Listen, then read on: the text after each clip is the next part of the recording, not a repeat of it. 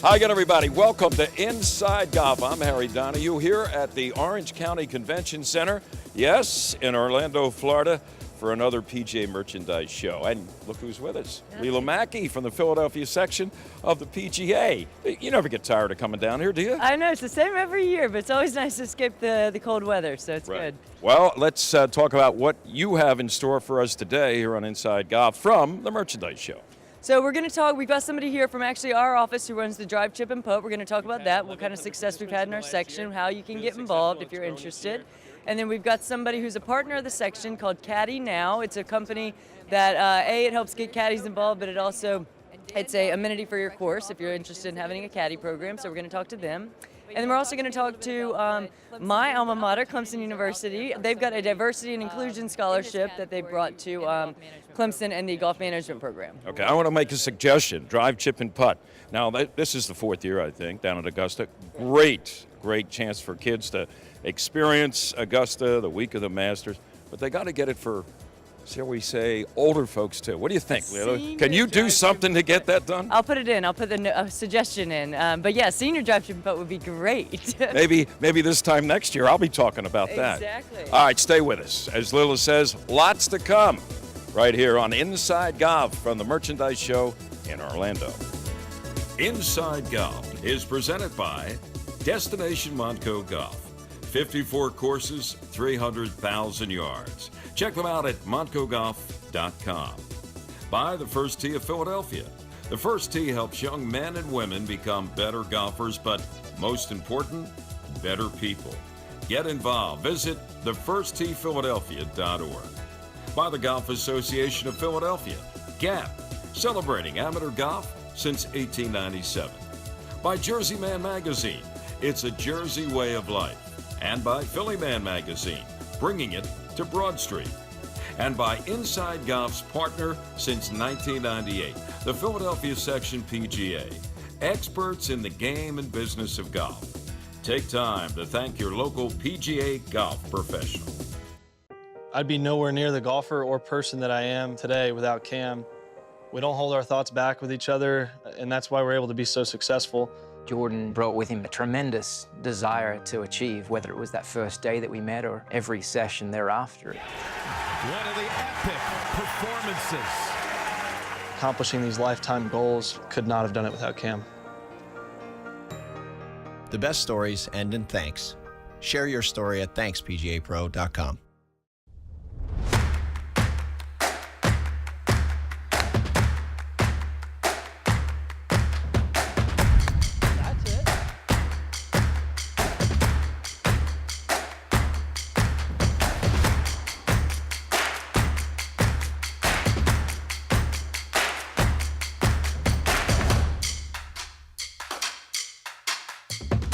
The First Tee of Greater Philadelphia, where golf is more than a game.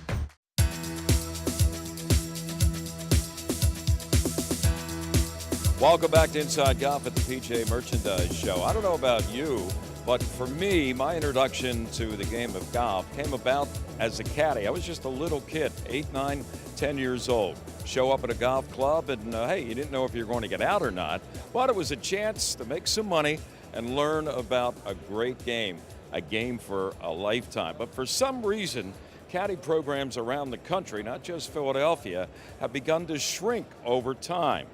Well, as Leila Mackey mentioned earlier, there's an attempt now to get caddy programs up and viable. And here's Leila with a look at the Caddy Now program.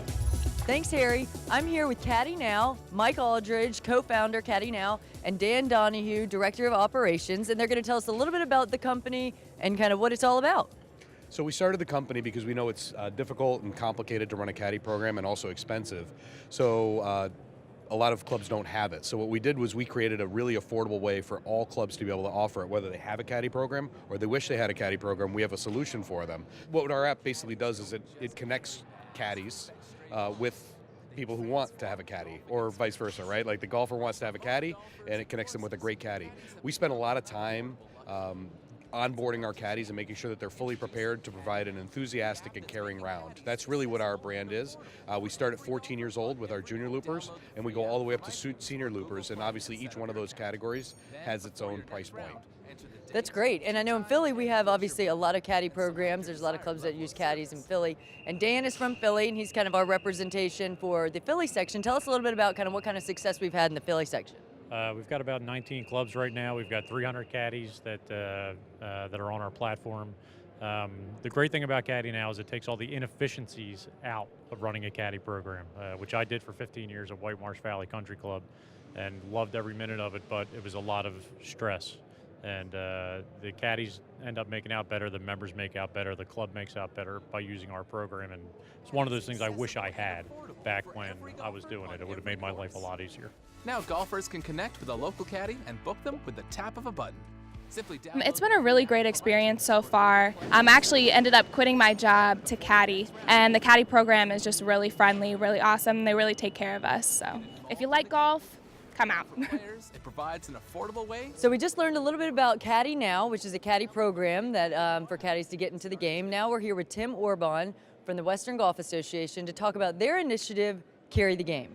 Thanks, Leela. Yeah, we're very excited. So yesterday we just formally announced and transitioned ownership of Carry the Game, which is a youth caddy initiative with an emphasis on bringing young people to caddying and also develop lifelong golfers. So we not only just want to help caddy programs get younger, expose them to scholarship opportunities, but get a golf club in their hand and keep it there for the rest of their life. So we're very excited. That's great. And really it's kind of trying to get more people, a more diverse group into the game, because when you see most people of minorities or something on tour or whatever, most of them get into the game through caddying. That's how they kind of learn the game. So what can we do in Philly to help support that, or what can people do to get involved in Philadelphia? Sure. And part of our task force that evolved into Carry the Game, Philadelphia area has been a great partner, so Mark Peterson from the Gap and Jaywood Platt really encourage young people to get involved in caddying in their high school years. And then, so if they want to find a local program near them, they can go directly to our website, carrythegame.org. It'll link up with our caddy locator. They can kind of plug in their zip code and find local caddy programs near them, and hopefully near them, in which they can contact and get involved in caddying. We also provide caddy training materials, so there's a video, so if you don't know about golf or caddying, we can help you with that. And then when you contact the course, they'll train you on the outside and show you the ropes and all that fun stuff.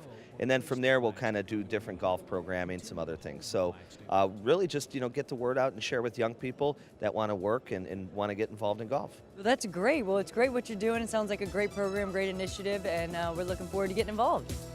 We also partnered with a PR and marketing firm, so we're going to ramp up our PR and marketing efforts. Obviously, you're a big piece of that with Inside Golf.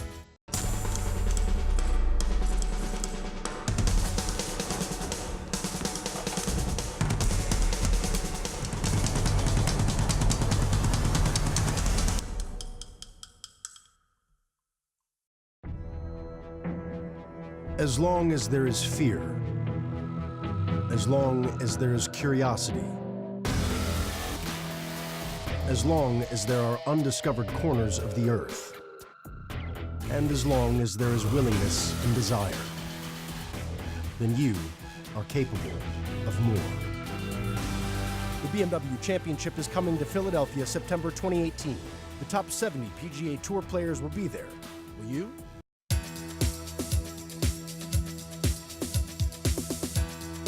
Well, the Philadelphia section of the PGA America has been a partner for almost 22 years now with Inside Golf. Before this guy was born, and now he's the big mahop. He is the executive director of the Philadelphia section of the PGA of America. Forget my math. I may be off. I may be off a year or two. I was 10. Really? Okay. Yeah, well, good for you. I was a little more than that. So, Jeff, here we are, the annual PGA Merchandise Show. I know it's a big event for PGA professionals, various sections, of which you head up one. But what do you do when you're here? I mean, you catch up, find out what other people are doing, they find out what you're doing. Is it something like that? Yeah, a little all of the above. So we come down, we have a 2-day conference with all the other executive directors and additional section staff. So we spend 2 days together sharing best practices. We hear from PGA of America leaders and partners. So it's a great time for my my other 40 counterparts across the country to get together and share ideas and see if we can figure out a better way to do business. Let me share a story along those lines. We had lunch yesterday. The fellow turned out to be your counterpart in Dallas. Oh, no. And he's Australian, by the way. Is he? Yes. Well, he told us a story. They have a tournament every year. Only 20 club pros, I think, qualify to play in it. And it's sort of like a pro-am. But on par 3, at the end of everybody's 18 holes, each pro gets a chance. And it's not a hole-in-one competition. Closest to the pin, and they win a luxury car. Not for a 2-year lease, for life. I know. So I said, well, you got to share that with Jeff Surrett. So is that the sort of thing you guys share? Yeah, unfortunately, his Mercedes. I'm sure a lot of pros in Philly would love it. Unfortunately, his Mercedes dealer won't come from Dallas into Philly, so we kind of struck out on that one. But Mark Harrison's a great guy. We actually share a lot of great information, Mark and I, back and forth, and along with the other 40 executive directors. But Mark and the other folks around the country do some great stuff. And obviously, our big event, the Haverford Trust, is among those hot topics that we talk about every year. I'm sure a lot of people are raising their eyebrows or dropping their jaws when they hear about what Haverford does in the Philly section. All right, let's talk about the upcoming season, 2018. Yeah. So our business doesn't change a whole lot, but for us coming down the line here in 2018, we're getting our foundation ramped up. So we're going to become Philadelphia PGA Reach. So there's 3 pillars there. There's youth development, there's military service, and diversity and inclusion. So we have PGA Junior League that falls under that. We have our PGA Hope, helping our Patriots everywhere. It's free golf clinics to help our veterans. And then we work on our diversity and inclusion piece. We're going to sponsor a couple of teams out of the First Tee into our PGA Junior League program. So that's going to be a big focus going into this season. And then we also partnered with a new PR and marketing firm, Master Communications. So we're going to ramp up our PR and marketing efforts. Obviously, you're a big piece of that with Inside Golf. So, after 22 years, we're hoping to do a little bit better of a job working with you and all the other media outlets and really getting our word out about our brand and our golf professionals. Right. Plus, in addition to all that, you have your regular tournaments for your members. We do, yeah. So a big slate. We have about 50 events throughout the calendar. Obviously, we have our big ones with Haverford Trust and our championship and our senior championship and assistance championship. So, we have a full calendar. If you include our junior events and our PATs, it's 160 events between April and October. So our staff runs long and hard throughout the season. They do a fantastic job for our golf professionals. So, really looking forward to a great season. Our kickoff, we have a Pro-Am in Pinehurst at the end of March. Wow. And then we're going to have our kickoff spring meeting April 9th at Normandy Farms Convention Center right in Bluebell. Fantastic. Can I make a little observation? Look at the way. Am I looking right? No. Does this guy match up or what? He's got the vest. Which is this violet or purple? This doesn't happen by accident, by the way. What, you work? I'm tell you. Yeah. It was good. You get help? I don't know. You didn't do a bad job yourself. No, but I'm I'm like I'm D League, and you're in the. That's marvelous. Well, you look marvelous. I try. Thank you very much. I appreciate that, Harry. And thanks for everything you do with Inside Golf, and good luck for 2018 in this section. Thanks, buddy. So we're here with Adam Savager, Assistant Director of the PGM program at Clemson University. And Adam, the PGA of America has talked a lot this week about their diversity and inclusion push and how much they're focusing on that and how much they're growing it and what all they're doing to get minorities and people of diverse backgrounds into the program, me being one of them. This is my alma mater, and obviously I was a minority as a female in the program. But talk to me a little bit about what Clemson's doing, what opportunities are out there for somebody in this category in the golf management program. Yeah, sure. So we're really excited that PGA Works is starting a scholarship for people with diverse backgrounds. We need diversity in the golf industry, as we all know. So we're, if you have a passion for the game, passion for the industry, there's scholarships available, there's programs available to help you get in the industry. Yeah, and this is really, it was obviously a great experience for me. I started out with as a junior golfer and really had a passion for the game. Knew I didn't necessarily want to play collegiate golf necessarily or play on the tour, but knew I wanted to make golf a part of my career. And this was really a great opportunity to mesh those two passions. And anybody, where can somebody go if they want some more information about the program or about diversity scholarship? Yeah, so you can go to pga.org and look at all the 18 schools that offer PGA golf management. There's also, you can go to PGA Works and find out more about the scholarship opportunities, or you can contact any of the universities directly. Perfect. Well, thank you so much, Adam. Like you said, if you want to go to PGA Works is under the PGA Reach platform. So if you go to PGAReach.com, they'll have PGA Works is under there, and you can find out more information about the program, or you can contact one of the 18 schools that have a program. Thanks, Adam. We're here with Bobby Howie, my coworker from the Philadelphia section PGA office, and he's going to talk a little bit about the drive, chip, and putt program for us. So, Bobby, tell us a little bit about who it's for, what it is, and kind of what kind of success we've had with it in our section. Sure, yeah, it's been a real successful initiative with the PGA of America. Players hit 3 drives, 3 chips, 3 putts. It's for children ages 15 down to 7. We've had 1,100 participants in the last year. Really successful, and it's grown each year. We had 8 local qualifiers in 2017. We've upped that to 10 in 2018, so it's going to be a great year. Wow, that's great. And for these kids, it's a chance to possibly make it on the road to Augusta. And if you make your local qualifier, you then go to You go to a sub-regional, which we also host 2 of those, and then they move on to the regional qualifier. Those usually take place in September, and then they move on to Augusta at the 2019 Masters.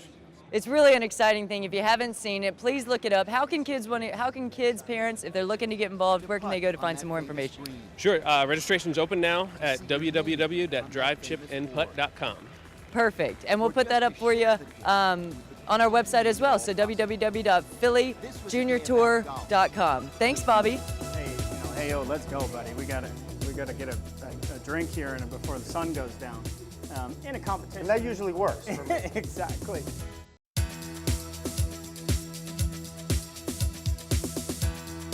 Welcome back. Inside Golf continues with Teed Off from beautiful Bluebell Inn in Bluebell, Pennsylvania. By the way, looking for something to do on March 17th, St. Patrick's Day? Well, you can wear your Eagles green and your St. Patrick's Day green and come on out and hear great Irish music. Starts around happy hour right through the night. And down the road, after St. Patrick's Day, you may want to play around a golf or two, right?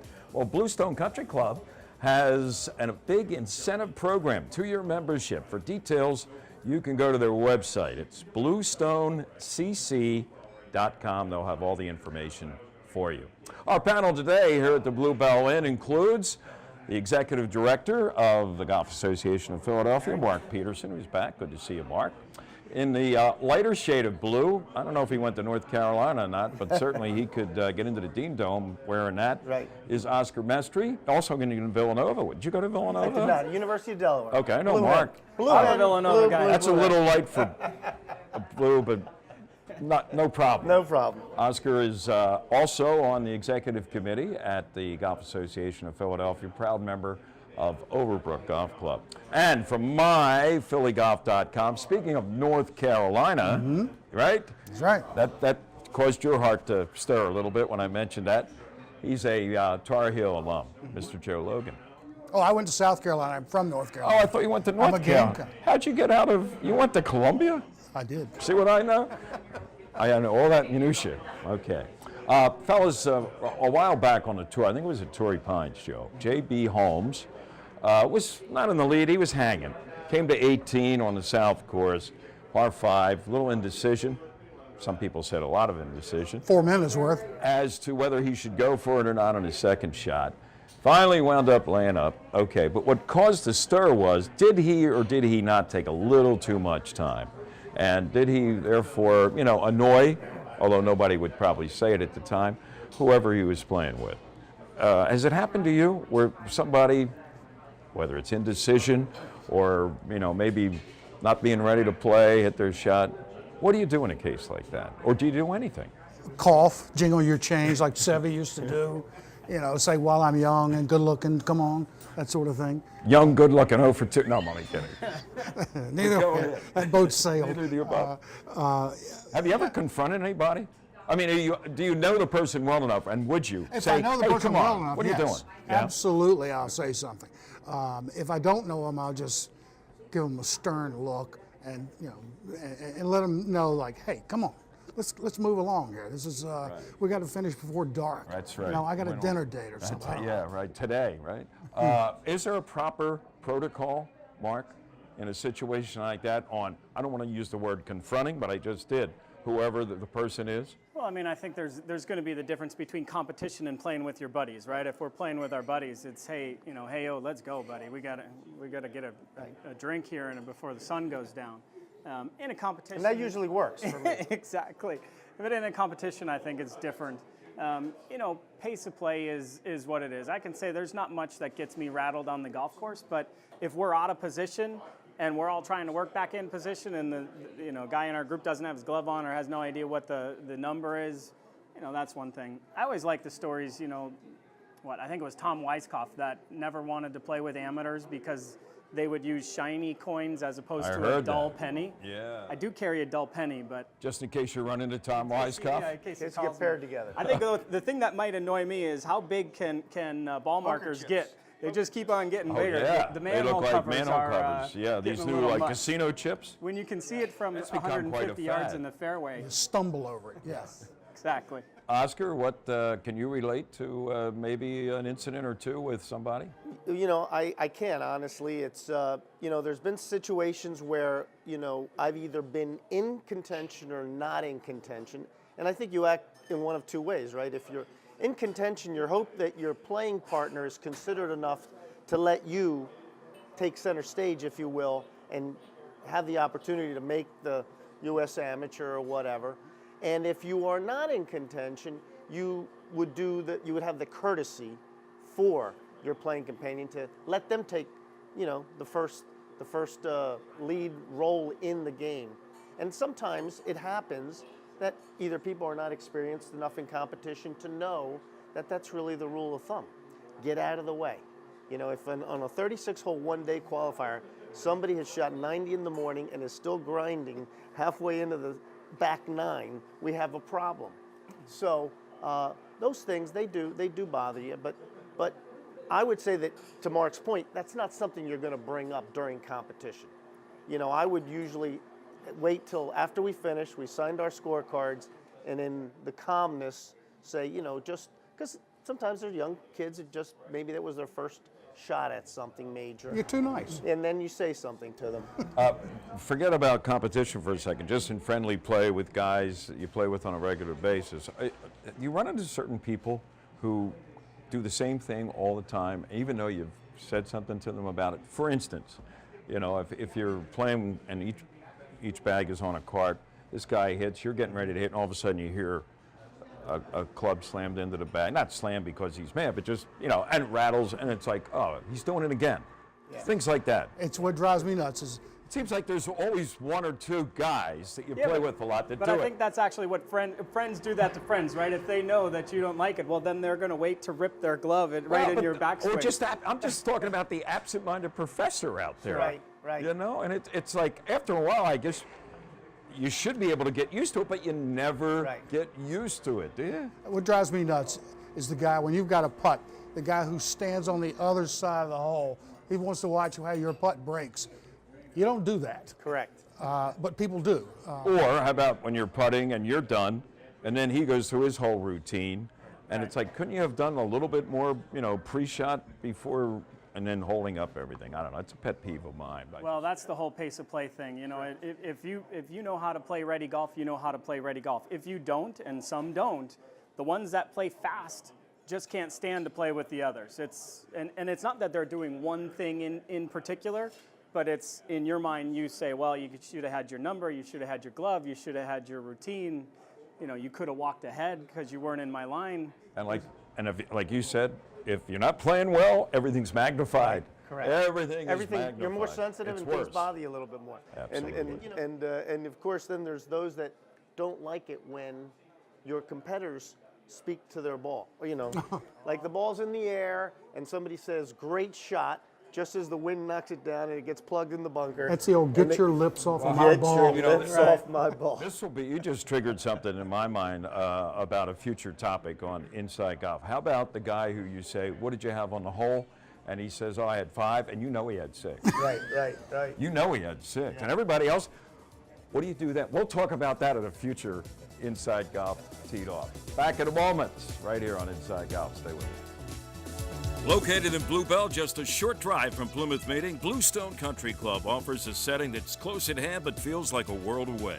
Bluestone offers a championship caliber golf course, practice facilities including a large driving range, separate chipping and putting areas, and a staff of PGA professionals. At the Country House at Bluestone, you'll find excellent food, superb service, and an outstanding setting. Their expert staff will assist in planning your next event, whether it's a wedding or simply a luncheon, dinner, or cocktail party. Check out Bluestone's variety of membership options. Much more than a golf course, Bluestone is a community. When I got back from the Gulf War, I was afraid to leave my house for 5 years. Clearview Hope and Renee Powell saved my life. When I started Clearview Hope, I wanted to do all that I could to help our nation's women military veterans. Renee, with golf, you have empowered all of us, and we just cannot thank you enough. The best stories end in thanks. Share your story at ThanksPGAPro.com. Well, Leela, interesting show. We talked about a number of things you're involved with. You got a chance to go back to school. Well, sort of, right? Yeah, visiting my alma mater, Clemson, was great. It's always great to see, you know, my director and some of my fellow people that I graduated with. So it's been great. And it's all work, no play down here, right? Oh yeah. Well, for the most part. Yeah, of course, all work. You know, we have no fun at all. But it really is great to catch up with people. And you know, we talked about how many opportunities there are out there for, you know, women or people of minorities. But really, it's just a great opportunity to, if you want to make a career in golf, to look at the PGM programs. All right, there you go. And that's going to do it for this week's edition of Inside Golf. I'm Harry Donahue, along with Leela Mackey from the Philadelphia section of the PGA of America. Remember, no matter how bad it's going for you out there, don't pick up.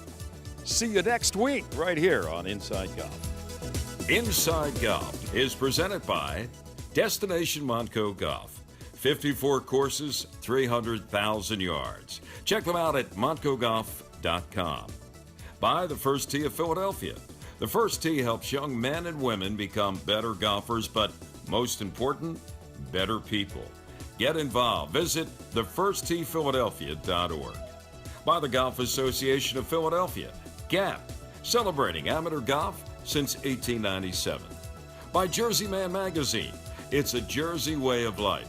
And by Philly Man Magazine, bringing it to Broad Street. And by Inside Golf's partner since 1998, the Philadelphia Section PGA, experts in the game and business of golf. Take time to thank your local PGA golf professional.